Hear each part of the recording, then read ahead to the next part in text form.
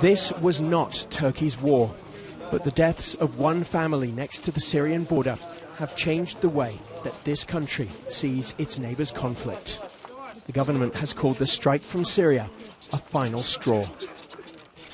And this is what's left of the Timuçin family home in the border town of Akçakale. The family's mother and her 3 children were sitting in the garden when the shell hit. We were eating, then we heard the sound of a bomb. The shrapnel fell, hit the wall and then the ground. We could have been killed.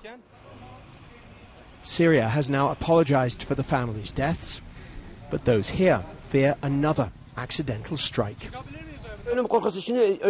We're scared to death.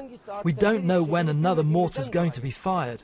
We're targets, and we're really frightened by what's happening.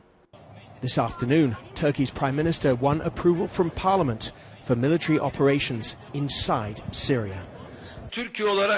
We just want peace and security in our region. This is what we care about. We have no intention to go to war. But Turkey is strong enough to protect its citizens and its borders, and no one should test that.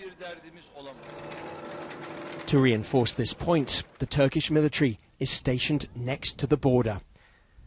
Some in this country are worried by where this may lead. Tonight in Istanbul, a crowd demonstrated against war. The protesters here have little appetite for an open-ended fight with a neighbour in chaos. But in Akçakale, the conflict has already arrived. At night, we found deserted streets. Many here have fled their homes. Turkey already plays a key role in Syria's conflict. This region is a staging ground for Syrian opposition rebels. But the shelling at this house has now led Turkey itself into the fighting.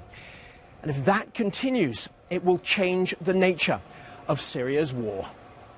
James Reynolds, BBC News, on the Turkey-Syria border.